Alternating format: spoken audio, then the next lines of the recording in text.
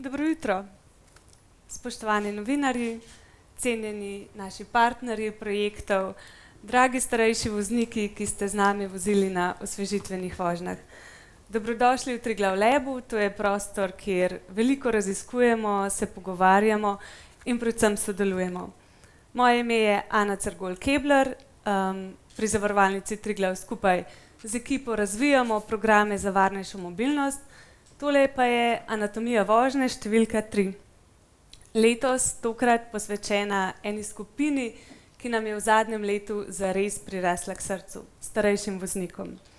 Ampak parkirne ure smo naravnali na 1:15 in tega časa se bomo držali, zato gremo na ceste in pripravite se. Prvi krog bo zelo hiter.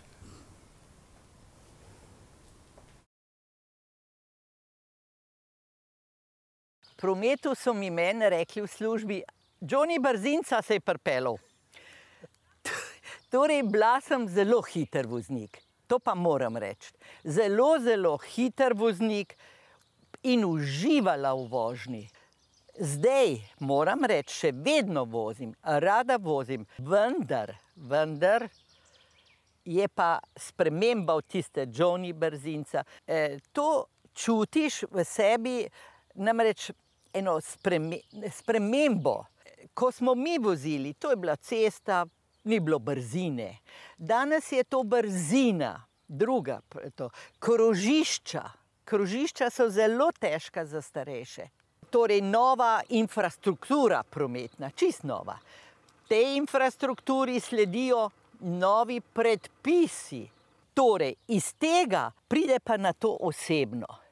Sigurno, tudi če se volja po vožnji ne spremeni, način se mora. Noge, torej okostje se spremeni, sklepi, ki lahko zaštekajo v momentu. Ali hrbtenica, a ne? Potem zgornji del, volana brez rok ni. Pa postanek, rame, komolci, prsti. Ne, meni se zvijo, priznam, vratna hrbtenica. Obenem je pa najvažnejši pri tem, ko to zagledaš, se pa pojavi strah. In zdaj, ker je strah, začneš razmišljati, joj, zdaj moram pa počasneje, ker nekako me je strah. Strah me je na avtocesti, ne jaz. Torej, včasih sem prehitela, sem mogla biti na levem pasu, a ne, do reke. Zdaj se bojim, tistega pred mano pa za mano, kdaj bo ven skočil. Po levem pasu do reke, to so bili časi. Hvala gospe Vidi Bogataj, ki nam je res dovolila, da vstopimo ne samo v telo, ampak tudi v glavo, v strahove starejših voznikov. Na voznike starejše od 60 let smo v zavarovalnici Triglav sicer postali pozorni v eni drugi akciji. Ponovno na izpitno vožnjo, verjetno se jo mnogi od vas še spomnite, voznikom vseh generacij smo dali en izziv, ali bi danes še opravili vozniški izpit. In mlajši, srednje generacije so to res vzeli kot en tak izziv. Veliko smo se naučili, veliko smo se presmejali. Pri starejših voznikih smo pa naleteli na povsem drugačno reakcijo, na eno globoko hvaležnost. Zato, da jim je končno po vseh teh letih nekdo pomagal, da tiste situacije, ki so jih že begale, ki so jih spravljali v stisko, zaradi katerih so že spreminjali svoje vozne navade, da so jih spet osvojili. In ta zelo močen signal s terena smo seveda preverili s številkami. Državno statistiko poznamo vsi, starejši vozniki pogosto povzročajo prometne nesreče in v njih tudi umirajo.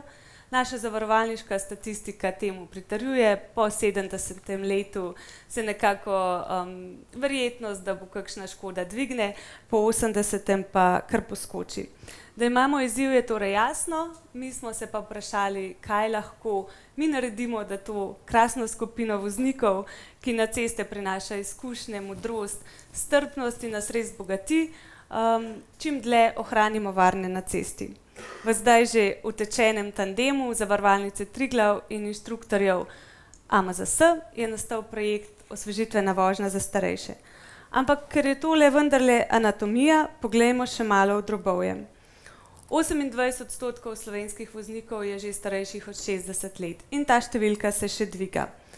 Nekaj smo jih vprašali, če so v tem času obnavljali svoje vozniško znanje in odgovor je bil zelo pričakovan. Ga ne. Ampak želeli smo vedeti, zakaj.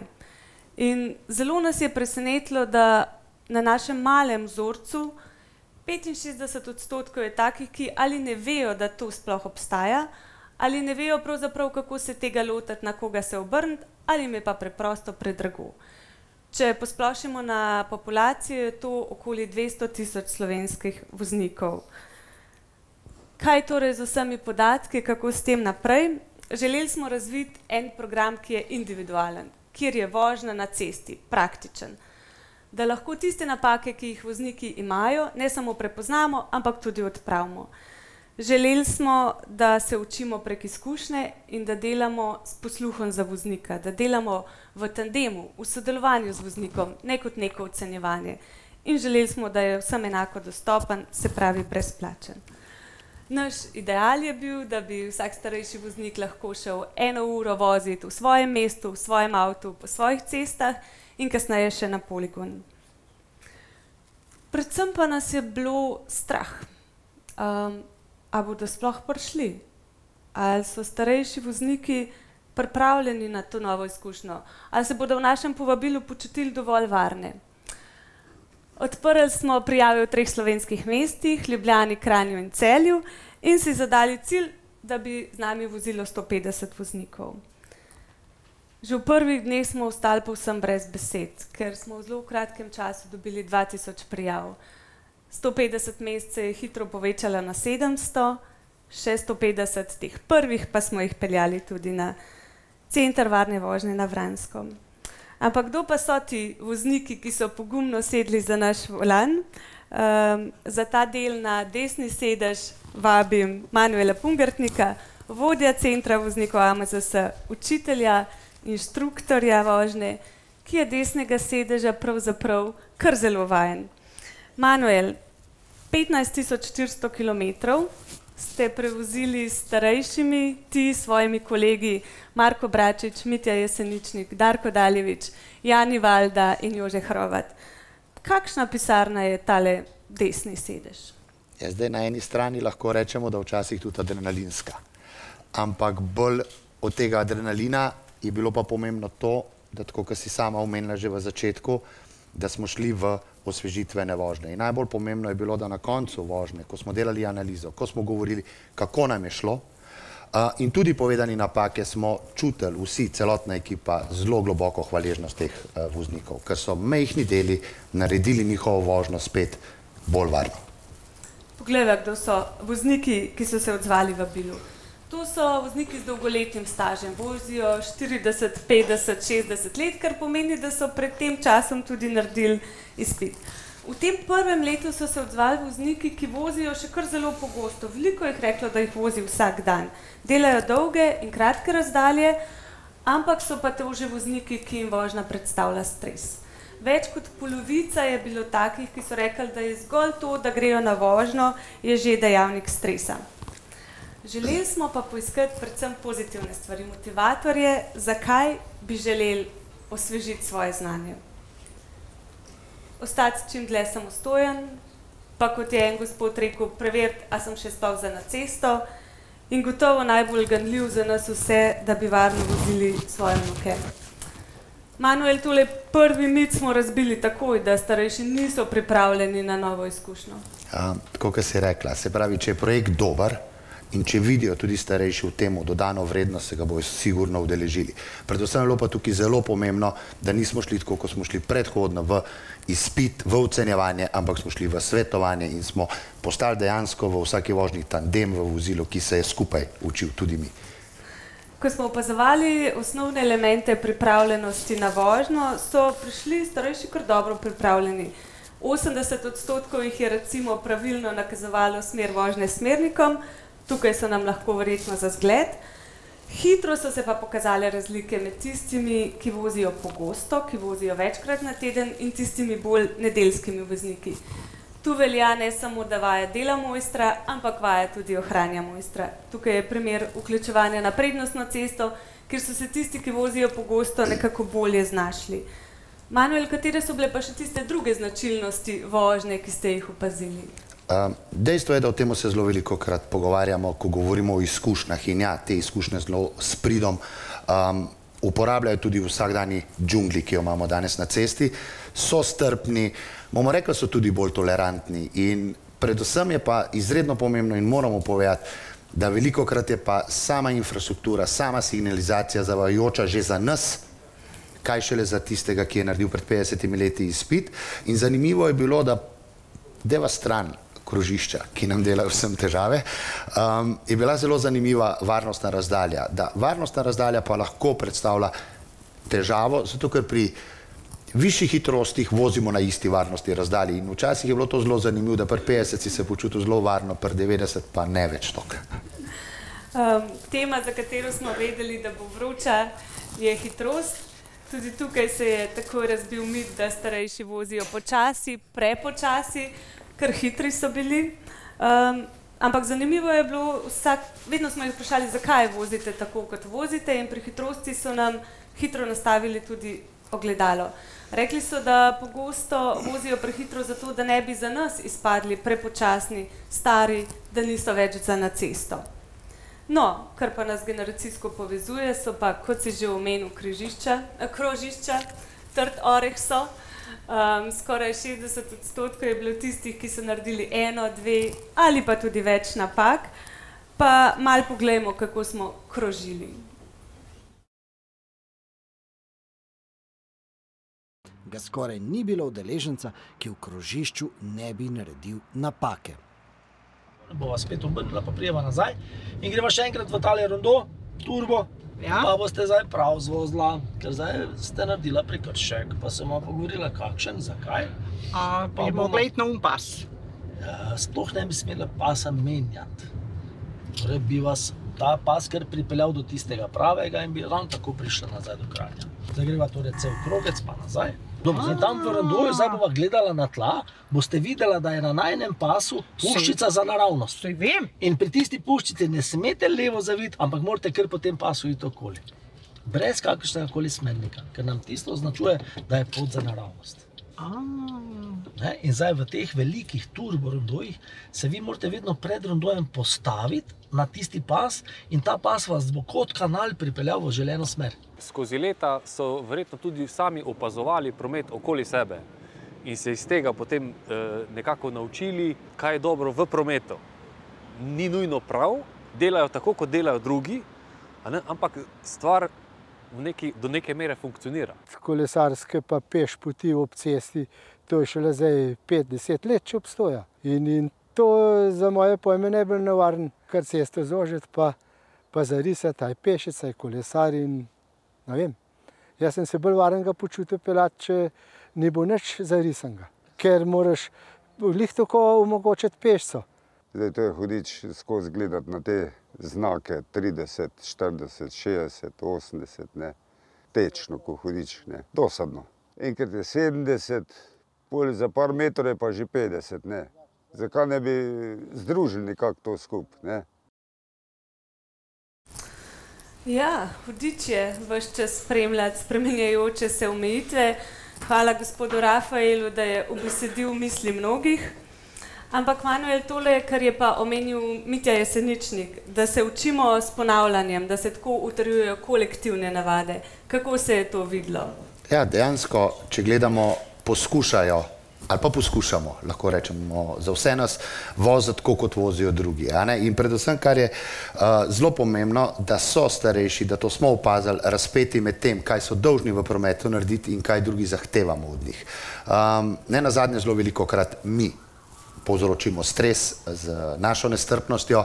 Na drugi strani pa spet smo pri infrastrukturi. Če je infrastruktura meni nejasna, ker se 30 let ukvarjam s prometom, pol zelo verjamem, da je nekomu, ki je v prometu vsak drug dan, ali pa mogoče samo enkrat na teden, ta še bistveno bolj moteča ali zavajajoča. In tukaj je bil tudi največji problem pri vseh vožnjah. Omenil si stres in strah, tudi gospa Vida Bogataj je omenila ta strah, ki pride s starostjo. Iskali smo torej več samozavesti, pa ne tiste varljive. Tiste, ki pride zaradi novega znanja, Torej, več znanja, manj negotovosti, več samozavesti. In samozavest je prišla. Ob koncu voženj, ko smo vse obnovili in ponovili, je bilo 2/3 že takih oziroma še več, ki niso več čutili stresa. Ampak ena druga skupina voznikov je bila meni še zanimiva. Ko smo jih prosili, da se ocenijo kot voznike z 1 do 10, tisti, ki so se ocenili z 10. Vozniki brez napak. Teh je bilo pa po koncu voženj nekoliko manj, se pravi, se je zgodila ena samorefleksija.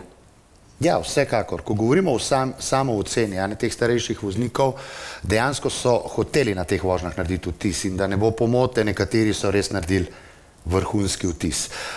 Predvsem pa, ko pa se pogovarjamo o tej starostni skupini, se lahko zelo hitro primerjamo, tudi z mojo. Vsi zelo hitro vidimo napake drugih, medtem ko svoje znamo zelo pomanjšati ali pa zminimalizirati ali pa najdeti upravičilo. In zelo zanimiva mi je bila gospa, s katero sva štartala in tako je nanesla beseda na smernike. V trenutku je bila zgrožena in povedala, kako zelo jo motijo vsi vozniki v avtomobilih višjega cenovnega razreda, ki ne dajejo smernikov. Čez prvo križišče sva se pa prosto brez njega odpeljala tudi midva. In ko sem jo na to upozoril, je bilo zelo zanimivo, kako lepo je odgovorila, to je pač napaka, to se mi je zgodila. Ampak vsi tisti ostali to delajo za nalaž. In zelo hitro vidimo napake pri vseh ostalih, pri sebi pa ne. In tukaj so potrdili, da so nam zelo podobni. Aha, se pravi, če vozim brez smernika v Clio, je lapsus, če pa v dragem, črnem, nemškem avtomobilu je pa naklep. Vema, kak avto bo imela. No, pri tej točki smo si res generacije zelo podobne, ampak kar na koncu šteje, je pa tisti napredek, ki smo ga skupaj res v ekipni lahko dosegali. Tole so 3 kategorije, na katere smo se osredotočili, krožišča, sva že rekla, hitrost in varnostna razdalja in prav na vseh kategorijah je bil napredek, ki smo ga dosegli, zelo dober. Ampak vendarle, ko smo se po dolgih dnevih voženj zvečer z ekipo slišali, nam niso ostale v glavi številke, ampak zgodbe, številne zelo ganljive, zgodbe hvaležnosti, kakšna zabavna, kakšna gospa nam je spekla štrudel. Spomnim se enega gospoda, ki je imel v avtu velikega neugodnega psa, ki je zalajal vsakokrat, ko je inštruktor omenil, da morda kaj ni šlo po pravilih. Sem in tja nas je kakšen 90-letnik popolnoma očaral z vožnjo. Kdaj je bilo pa tebi težko oziroma najtežje? Jaz mislim, da to ne samo meni, da celotni ekipi, predvsem takrat, ko smo sedali v vozilo z voznikom, za katerega smo ugotovili, da dejansko ni več varen, da dejansko za njegovo varnost in varnost vseh ostalih bi bilo bolje, da ne upravlja vozila. In tukaj smo se na eni strani mogoče počutili tudi malo nemočne in poskušali samo svetovati. In tukaj smo tudi s projekti Prostoferja, Sovoznik, javni prevoz poskušali vplivati na njih, da dejansko ne sedajo več v vozilo in upam, da nam je pri Kirmu to uspelo. To so zgodbe, ki so ostale nam, kaj pa voznikom in voznicam. Okrog 250 sporočil, mailov, messagev, klicev, še več smo dobili. Jaz sem izbrala tega, ker se mi zdi, da lepo kaže, da je babi za volanom oziroma dedi za volanom res lahko družinska misija. Pozdravljeni, babica se je imela super, ocena 5, zelo je uživala. Najlepša hvala še enkrat za to vnuknja. Manuel, hvala lepa za tole sopotništvo. Hvala tebi. Preden v tematiko zarežemo z gosti, pa poglejmo še nekaj utrinkov, ki bodo iztočnica za pogovor in zares hvala vsem starejšim voznikom, ki so nam dovolili, da jih spremljamo tudi s kamero. Hvala tudi vsem partnerjem, s katerimi lahko sodelujemo. Če kdaj, potem zdaj vemo, da je prometna varnost disciplina, ki se imenuje skupinski ultramaraton. Tečemo lahko samo skupaj in tečemo lahko samo na dolge proge.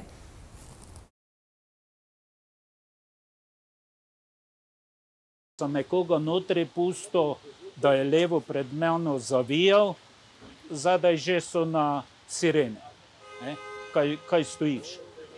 Tam pa vidiš, kaj je 6-7 avtomobilov, ali nišče se ne ustavi, pa če ga pustiš zadaj za tabo, so že nervozni. V teh situacijah, ko ko je nizka hitrost. Pejte pa počasi. Ajde, en zelo lep stavek ste mi vmes povedal. Esno, penzi. Ampak tukaj po vaši vožnji v tem modelu pa definitivno, kot da bi se vam ves načel, a ne? Da ne bi prepočas bil, da ne bi rekel, da sem neki bučko, to, ne. Ko pa malo pritisneš pa. Če na koncu ni možnosti iti na levi pas, lahko nadaljujete po odstavnem pasu naravnost. Polna črta, ki vas vodi na vozni pas, je zarisana tam samo zato, da vas vodi, da je pač treba se razvrstiti. Če se prej lahko vključim, se tudi lahko. Ne odsvetujem. Aha, rajši do konca. Rajši do konca, predvsem zato, da boste lahko res temeljito pogledala in pa da boste naredila hitrost. Hedvika, nemogoče je na začetku pospeševalnega, vključevalnega pasu imeti dovolj hitrosti, zato ker je oster ovinek. In če se boste hitro vključevala, se boste zagotovo, verjemite mi prosim, vključevala s prenizko hitrostjo. Zadnje čase v avtomobilu jaz bolj poslušam, pa manj pogovarjam. Ne morem okoli gledati, če mi žena razlaga, kaj je bilo kje. Jaz nič ne vidim tistega, kaj je bilo ob cesti. Gledam cesto. Hvala. Zadnji govorec, gospod Žličar, je danes tudi z nami. Zdaj pa volan predajam človeku, ki je v rokah vrtel že kakšnih 3500 volanov, novinarju, ustvarjalcu avtomobilističnih zgodb, atmosfercu, Saši Kapetanoviču. Saša, a ti kdaj testiraš kakšen avto, pa rečeš, ta bi bil pa za mami ali pa za babi? Najprej ti moram reči hvala za ta uvod in za številko 3500, ki je na nek način subtilno in na nežen način pove, da sem tudi jaz med starejšimi vozniki. Zdaj tako, jaz ne bi izpostavil, kaj se mi zdi super. Jaz bi izpostavil mogoče en problem. In sicer v avtomobilizmu se dogaja digitalizacija notranjosti. To je, če na nek način povem, to je, zgubljamo analogne avte in fizične gumbe pospravljajo avtomobilisti v neke zabavno-informacijske vmesnike in podirajo intuicijo. In take težave, mislim, z upravljanjem, da pridemo do nekih normalnih funkcij, imamo tudi izkušeni vozniki, kaj šele starejši. Tako da, če imamo lahko neke mobilne telefone z klasičnimi številčnicami, pa na nek način zgubljamo, rečemo temu, analogne avte. Greva si midva po stolček, pa povadva goste. Dovolite mi najprej, da predstavim današnje goste. Takoj do Ane začnimo z damo. Desa Muk, pisateljica in igralka. Nekdo, ki nam bo blazno resno povedal, kako je voziti avto. Ja. Poleg nje profesor dr. Zvezdan Pertošek, človek, ki zelo dobro razume delovanje naših možganov in to zna na zelo slikovit in zanimiv način tudi povedati. In pa še Andrej Brglez, v prvi vrsti moj novinarski kolega, človek, ki živi, razume in študira mobilnost. Jaz ga imam vsaj osebno za nek glas razuma v tej naši branži, ki se na nek način tudi polarizira. Se vemo, vsi smo, eni so za električne avte, drugi niso, tako da, Andrej, tvoje mnenje mi dosti pomeni. Se lahko začnemo z vami. Jaz sem prebral eno vašo kolumno, ki se naslov je Kreteni idiotski, kdo vam je dal vozniško? Dajmo takoj razčistiti, komu je treba vzeti vozniško in zakaj? Se ne spomnim te kolumne, ampak imam pa veliko zgodb po zvezi s šofiranjem, v zvezi z vožnjo. Jaz sem tako rekoč mlada voznica, ker v bistvu nimam dolgo vozniškega. Naredila sem ga pri 45, to se pravi 2-3 let nazaj. No, ampak ja, to, kar sem jaz danes slišala, jaz imam vse te iste probleme.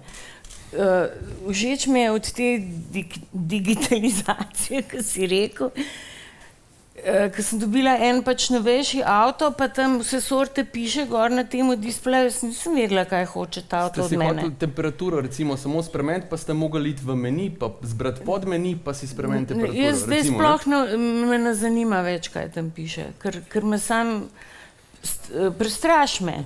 Pa ne samo vas. Ja, kaj je to ček, je mišljenc, kaj pa jaz vem to? Ali pa ne vem koga. Mislim, tako da ta digitalizacija res za nas starejše je kar naporna, no. In drugače pa, komu je treba vzeti vozniško, ja, tistem, ki vozijo pod vplivom alkohola, tem mladim, ki norijo po cesti, ki se delajo frajerje. Povrh tega, jaz mislim, da so vozniki vozil višjega cenovnega razreda malo arogantni v prometu, ne? In da dajo manj žmigavce, kot mi revčki, a ne. Ja. Ja, ne vem, mislim, vozniškega, mogoče nobenemu, ampak da imajo take tečaje, ki jih tle organizirajo, to bi pa tako vsakmu priporočala, in za starejše, in za mlajše. Se strinjam. So kar mladi dobi izpit in gre na cesto in rasturamo in pa se hvalijo med sabo, sem šel 200 tam, pa take stvari, ne. Andrej, jaz bi izpostavil eno težavo, in sicer to, da ko govorimo o starejših v prometu, govorimo takrat, ko pride do neke nesreče ali pa ko nekdo zapelje v napačno smer na avtocesti, ne. In takrat gre vedno debata v to smer, treba je vsem starejšim od 70 vzeti izpit takoj. Kako spremenimo to videnje tega?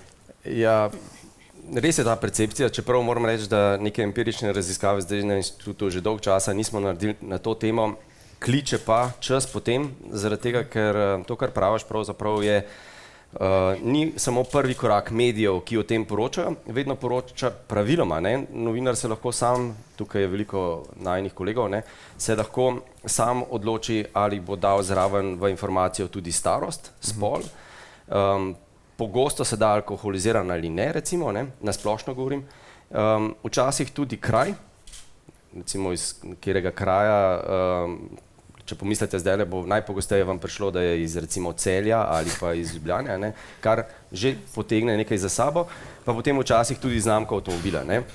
Zdaj vse to si novinar sam odloči, zanimivo pa je, da ko govorimo o starosti, je asociacija, da je bila starost podana zraven zaradi tega, ker se seveda lahko že namiguje, da je bil to lahko razlog za nastanek prometne nesreče, ampak če damo to ob stran, je bolj zanimivo in tisto, kar nas zanima, je komentarji, ki na socialnih medijih in na digitaliziranih medijih v anonimnih seveda oblikah potem sledijo temu. Pri zapisu, da je povzročitelj nesreče recimo moški ali pa da je alkoholiziran, zdaleč ne doseže enakega negativnega odziva kot ga starostnik. Če je, recimo, kot si rekel, ne vem, da je zapeljal nekdo v nasprotno smer in je bil star 70 let, je potem spodaj se stopnjuje sovražni govor in to iz leta v leto bolj. Ne samo pri nas, tudi v tujini. Razumem, da je to nov pojav, ker je pač več voznikov, ne? Ampak tak odprta pot do tega ničemur ne pomaga. Še če bi bile obsodbe recimo tistih, ki so alkoholizirani, pa so povzročili prometno nesrečo, ker tam dejansko lahko potegnemo bolj realno korelacijo, ne pripomore k reševanju tega problema. Pri starosti pa absolutno ne, ker to nalaga v družbenem nekem diskurzu in javnem prostoru, nalaga plasti, pri katerih kar že obsojamo naprej, že živimo s percepcijo, da ja, se je bil 70 let star. In to je tisto, od česar se moramo ograditi. Se sem jaz 70, kaj pa govorite? No, pa 80, 90. Bomo šli zdaj na 80. Ampak, doktor Pirtošek, nekatere stvari se pa vseeno spreminjajo, kot so povedali starejši, motilci postanejo vse bolj moteči, ne glede na to, ali je to žena, radio, sogovornik. Kako je z motilci v starosti? A so rangirani? Kaj priporočate? No, če mi samo še, torej dovolite, kot tak pravoverni Celjan se sicer zelo strinjam torej sogovornikom, ampak tisto v Celju je čisto na to odsevanje. Sem vedel, da bo to ne Celjani, celjske tablice. Ne veste zakaj, Krško je problem. Zaradi tega, ker včasih bili Krško in Celje je bilo vse Celje. Zdaj pa je pa Krško posebej, se pa to vidi. No, ampak na tej noti, ko ste me vprašali, seveda mi, zlasti ko smo mladi, živimo v eni zelo močni in zanimivi iluziji, in sicer v iluziji da smo sposobni več opravilnosti. No in dejansko pri 20. 25. letu nam ne bo težava, če se bomo istočasno z nekom pogovarjali, mešali neke vampe tam, recimo spremljali eno špansko serijo ali kaj podobnega, opomnili otroka, da mora. In vse to naredimo v enem hipu in pravzaprav si predstavljamo, da je to več opravilnost. No, nevroznanost, moram reči, da več opravilnosti ne priznava, ne pravi samo, da ko smo mlajši, smo zelo hitro sposobni preklapljati med nalogami iz naloge A na to na B, na to na C, a ne. No in ko se pa staramo, in tukaj gre za fiziološko staranje, tukaj ne gre za bolezensko staranje, se pa dvoje stvari zgodi v našem telesu, a ne, in sicer najprej se nekoliko upočasnijo, imenujemo to miselne reakcije, kako hitro se meni rojeva misel ali iz neke misli odločitev, in drugo imamo motorični reakcijski čas, kako hitro se ta misel potem prevede v motorično akcijo, in seveda, ker se vse to fiziološko podaljša, mi nekako v morda 40. 50. letu svojega življenja ugotovimo dejansko, kar je nekdo prej tako lepo opisal od starejših torej voznikov. Zdaj, če sem na mailu, pa mi žena nekaj govori, rečem, pa daj me pust primera, ne vidiš, da mail torej delam, lahko se posvetim samo eni stvari in sem v njej lahko zelo uspešen. Motilci, ki se nam dostikrat pravzaprav napačno pri 20 letih, pri naših 20 letih ne zdijo motilci, kot je to, da se pogovarjamo z telefonom, a ne, predvsem telefon je tisto, kar nam digitalna doba zelo ponuja kot enega najpomembnejših motilcev, da ne govorim seveda o pisanju SMS-ov ali o Facebooku, koliko lajkov sem danes že prejela, ne. Nam pravzaprav približno podvoji naš reakcijski čas, a ne, in nekaj sem prečutil, da recimo, če vozimo 100 na uro, potem bomo recimo kakšnih 30 sekund pravzaprav mi vozili na slepo. Če so telefoni en tak zelo znan in očiten motilc, pa seveda ne smemo pozabiti na tiste bolj običajne motilce, kot to, da posežem po sendviču, da si vzamem torej kavo, da se pogovarjam z sogovornikom. Med zelo pomembne motilce spadajo tudi otroci, a ne, da ne govorim o nam ljubih živalih, ki jih prevažamo, do ličenja, a ne, vse to nam na nek način pravzaprav testira tisto našo več opravilnost, in kot pravim, v mladosti smo v iluziji, da vse to gre brez težav, v starosti pa so to večje težave. Zdaj bi pa jaz to izkoristil, ker ste dal super istočnico, pa bi Deso vprašal, kaj pa so za vas motilci? Pa če se lahko navežem, pa nič ne namigujem, ker sva se pogovarjala, ste mi omenili, da sta z možem rajš kupila še en avto, kakor da bi se ločila. Ja, no, meni, kadar sem sama v avtu, ker vedno sem sama v avtu, ker se moj mož noče z mano voziti. Zame največji motilc hrana. Če vem, da je tam nek hrana, bom nekako hočela do nje prideti. Tako da jo dam raje zadnji v prtljažnik. Ja, ne vem, verjetno ima veliko, pa ne samo starejših, a ne, tudi mlajših voznikov problem, če ima kritičnega partnerja, ne. Moj partner je zelo dober voz, on pač misli, da boljši od mene, in je nervozen, kadar jaz vozim, in puhti eno grozno nervozno energijo, ki pa še mene naredi nervozno, in takrat, kadar je on z mano v avtu, res slabš vozim, no. Kadar je z mano v avtu nekdo, ki misli, da jaz ki se ne bo čutil meni varnega, bom jaz res nervozna, bom res ga kaj biksala, ne. Drugače pa jaz mislim, kadar sem sama, jaz super vozim. Kaj pa parkiranje? Sem slišal, da ste fantom slovenskih parkirišč. Ja, to sem pa bila. Se pravi zdaj... To sem bila pa res. V bistvu sem imela edine prometne nesreče na parkiriščih.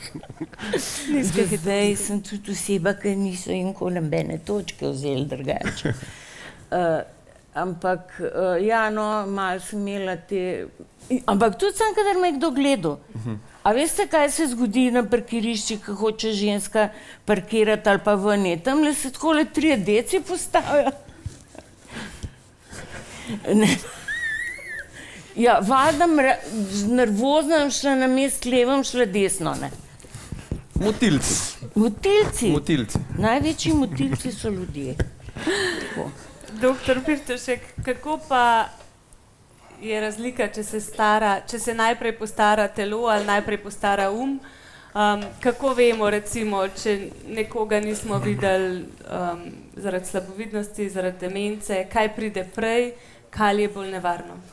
Ja, veste, lahko, to je pravzaprav zelo individualno, a ne, imamo ljudi, katerih nažalost se prične razkrajati še, ko jim je telo popolnoma gibko, a ne, mi lahko imamo enega, bom rekel, 60 ali 70-letnika, ki je bil morda celo življenje, atlet, dober voznik, ki tudi sedaj nima nobenih srčnih obolenj, nobenih revmatičnih in bo pravzaprav zelo uspešno, somatsko, biološko živel še 20-30 let, pa vendarle nažalost zaradi določene bolezni, imenujemo jo demenca in podobne bolezni, in pravzaprav začenja se mu razkrajati pozornost, potem vidno prostorska orientacija, potem presoja, spomin, a ne, tako da to lahko že vidimo pri nekomu tudi, ki je star morda 50 let pri zgodnjih demencah. No, po drugi strani seveda imamo pa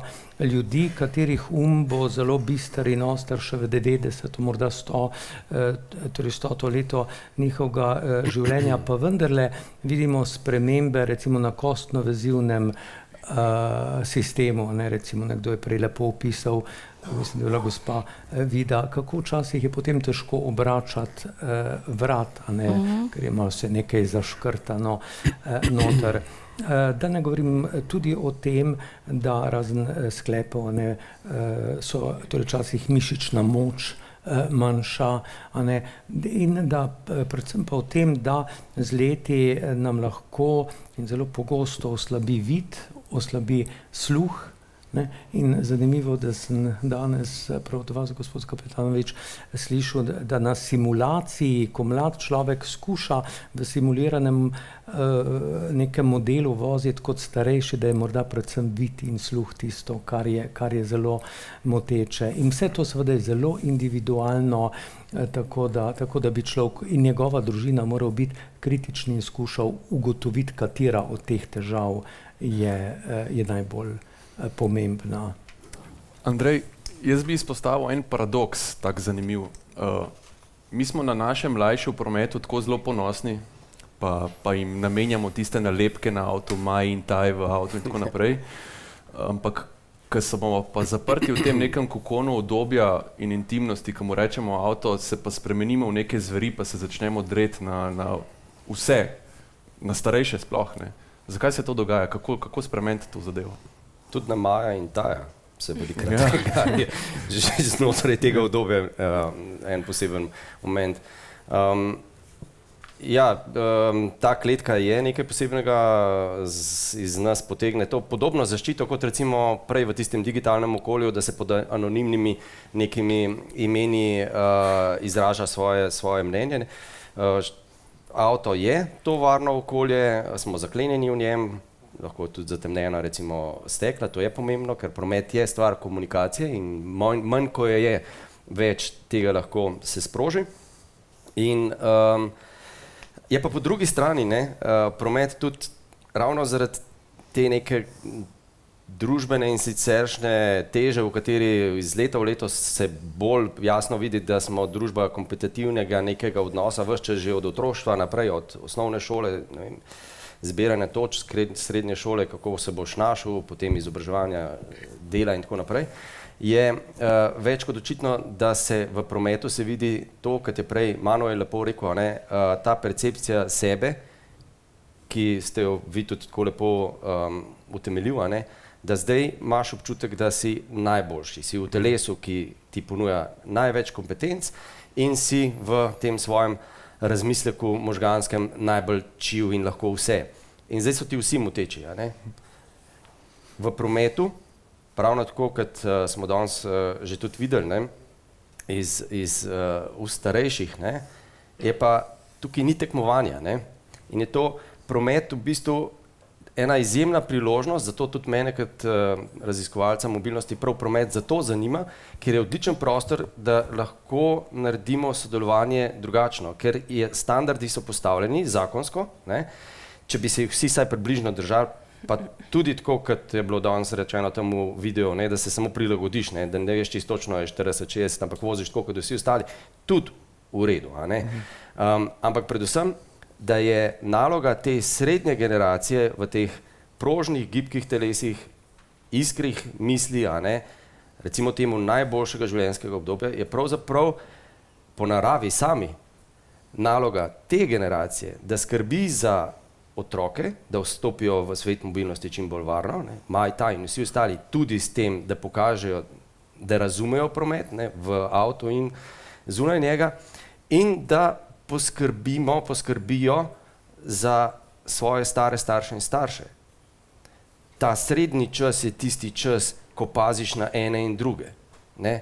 Ker je po naravi stvari tako. Kot pravim, promet je pa idealen zato, ker daje, ker niso vsa družbeni prostori enako regulirani. Promet pa ima minimalni standard sodelovanja, iz katerega moramo pa mi počrpati potem to dodano vrednost, da pazimo en na drugega, se razumemo in to daje pravzaprav izjemno interakcijo, ker promet je ves čas interakcija vsega. Signalov, gestikulacij, razumevanja, vsega. In je to najlepši primer tega, kjer pa tekmovanje ustavimo in sodelujemo. To je tudi največji kapital za prometno varnost, za pretočnost, za vse. Je pa res popolnoma drugačen model, kot ga živimo sicer. In bi pravzaprav se moralo zgoditi drugačno, ko greš ti iz nekega, ne vem, službenega okolja, kjer si tekmovalno nastrojen, iz šole, ne vem, kjerkoli že, in se usedeš v avto, bi mogel reči, zdaj pa tukaj pa oaza miru, zdaj pa vsi sodelujemo, ne, to je malo težko, ne, ampak se pa splača truditi za to. Hočemo začeti za razmišljati o nalepkah za starejše? Ja, nalepke za starejše, lej, a veš, to je že so ta razmišljanja bila, ne? Ampak poglejmo drugače. Tukaj vsi bi, ko bi videli eno tako situacijo, pa bi videli, da na avtu je nek znak, ki simbolizira, da je v njem starejši voznik, sem prepričan, da bi vsi razumeli situacijo, da se ni takoj skočil noter v recimo nek prometni tok, ne? Smo razumemo, bomo malo počakali, pač se bo vse v redu, samo 30 sekund kasneje bo, ne? Kaj pa vsi tisti, ki so tam v anonimnih tistih hashtagih in sovražnem govoru, ne, oni bojo pa imeli že gor, bojo rekli, zdaj pa začnem trobati, zdaj pa, ne, pejt že dol, ne, zdaj sem te pa povezal z tisto mojo, z mojim mnenjem, da ti tako in tako ne sodaš sem, ne, tako da šibkost, ne, s tem bi oni prepoznali šibkost. To je pa to, kar mi nočemo, a ne, zaradi tega, ker sposobnost za vožnjo se drugje pokaže, ne pa tam, ne. In s tem bi se pravzaprav lahko spodbudila spet ta tekmovalnost, ne. Ti nisi za tukaj, ne, vidim te, da nisi, a ne. Se pravi dvorezen meč na nek način. Ja, pa tudi sicer, ne, prav v tem svetu, a ne, ker se tako beži od staranja, a ne, telesnega in siceršnega, a ne, imeti znako gor, da si star. Si zaznamovan. Ja, verjetno razen, ne vem, staranja, vina, vse ostalo ni v redu, ne. Gremo zdaj na osvežitveno vožnjo. Mogoče bi pa vsem starejšim dal cele tablice. Vedno večjih bomo podali predlog. Gremo na osvežitveno vožnjo z desom. Kaj je bil tisti trenutek zavedanja, da je bila ta vožnja z Manuelom koristna za vas? Jaz sem že prej vedela, da bo. Je pa to, kar je zdajle govorim, da res silno pomembno, tudi v tem smislu, ker kaže neko splošno človeško empatičnost tudi na cesti, a ne? Ne sem sicer v življenju, gre za hudo pomanjkanje te lastnosti pri ljudeh. No, zakaj mi je pomagala osvežitvena vožnja? Ja, prvič malo je bilo tako, no, ker ta Manuel je res fest. Potem Ja, ene stvari recimo so bile zame nove.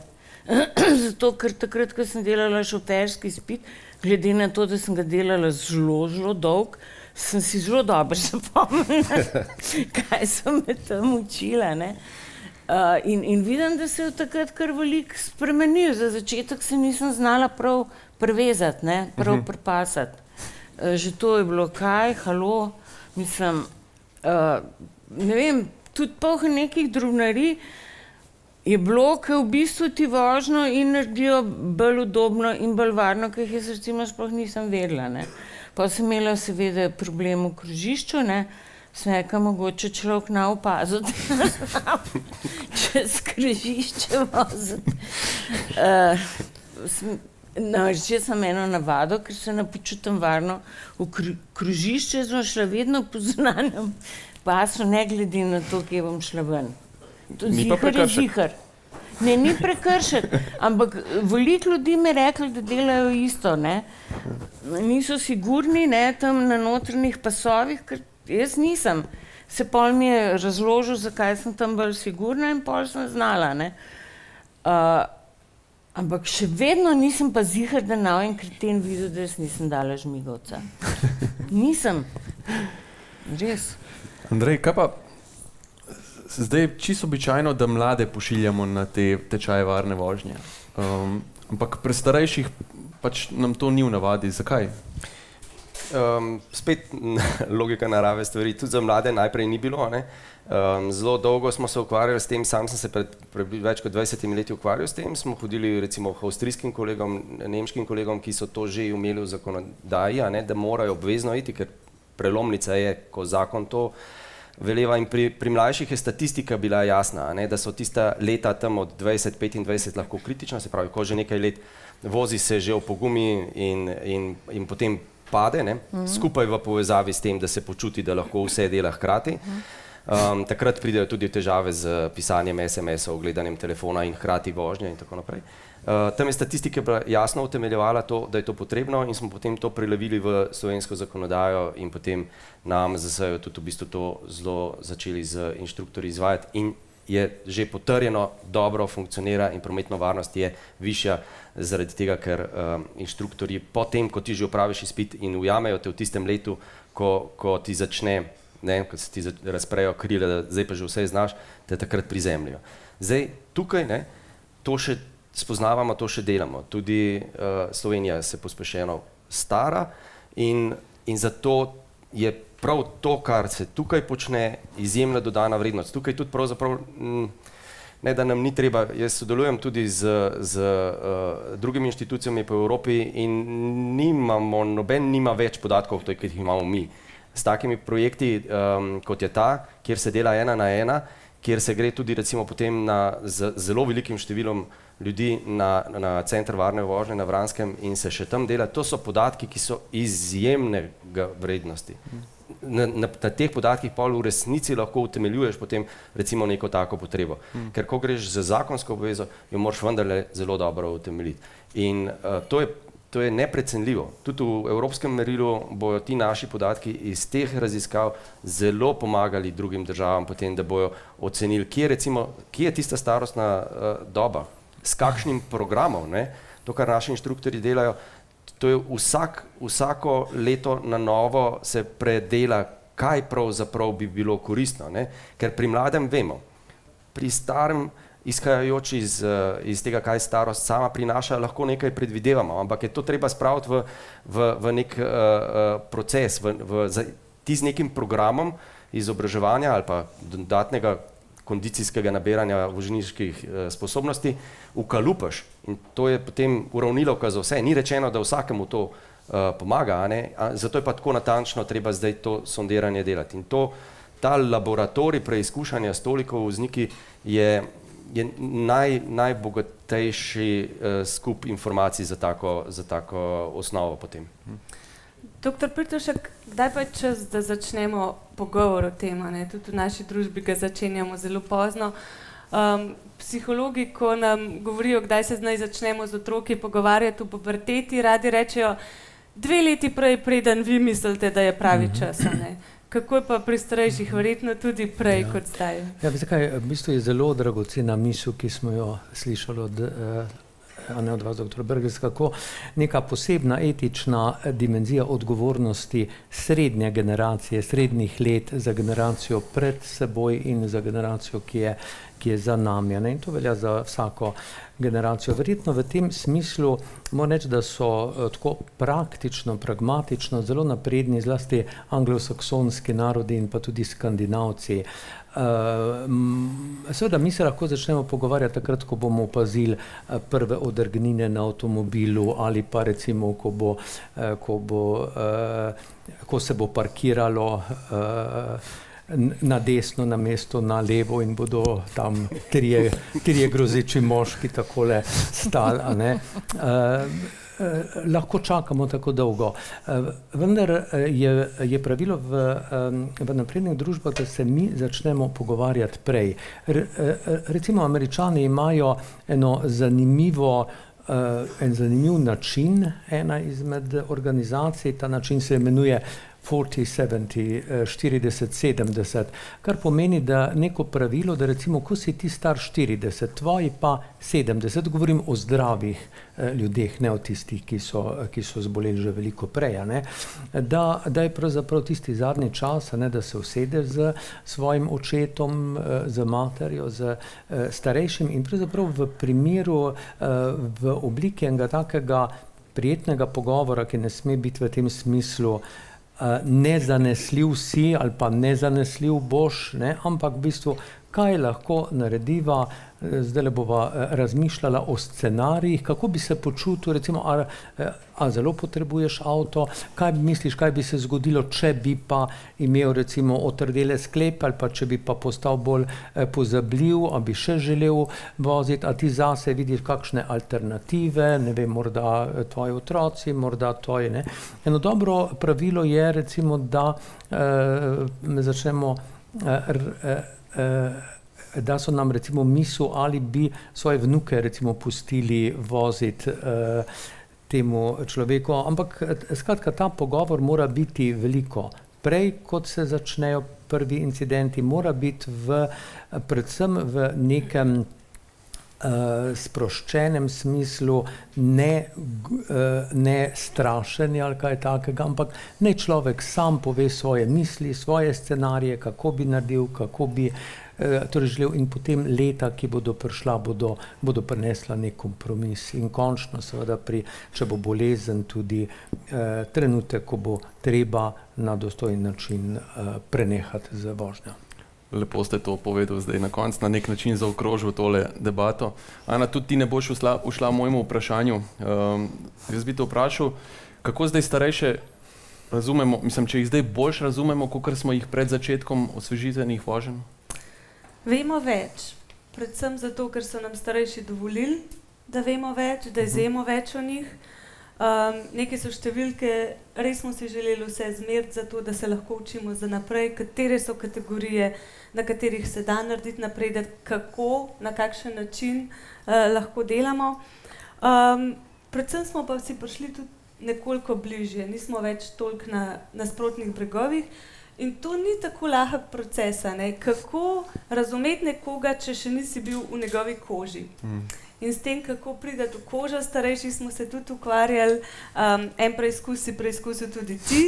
Skratka, voznikom mlajše in srednje generacije smo nadeli eno opravo, simulator staranja, ki postara tvoje telo za 30, 40, 50 let. Ko se v hipu postaral za to let, je to šok. In potem so šli voziti. In potem res vidiš, da je veliko dela samo voziti avto, da kaj preslišiš, da kaj spregledaš. In potem verjetno tudi na cesti, nekako všeč mi je eden od voznikov rekel, dajmo jim malo odpustiti, dajmo korigirati, če so kaj spregledali, kaj preslišali. In tudi jim reči, wow, to je res veliko dela. V bistvu ste cari, da še vedno vozite tako dobro in smo ponosni na vas. Predvsem smo se naučili, da gremo naprej, to je šele začetek. Mi smo pravkar odprli tudi sezono za prijave novih voženj. Na portalu vozimse.si, letos vozimo v Novi Gorici, v Krškem in v Postojni. Celje? Celje smo pa že. Celje smo pa že. Celje smo se lotili v prvi sezoni. V redu. Najlepša hvala vsem za pogovor. Ana, boš ti še kaj dodala mogoče? To je bila anatomija številka 3. Hvala lepa, da smo lahko zvozili tale uradni del skupaj. Sogovorniki vam bomo na voljo še za izjave. Dr. Pirtošek, vi pa hitite naprej in vam želimo srečno pot. Hvala lepa. Hvala. Hvala. Hvala.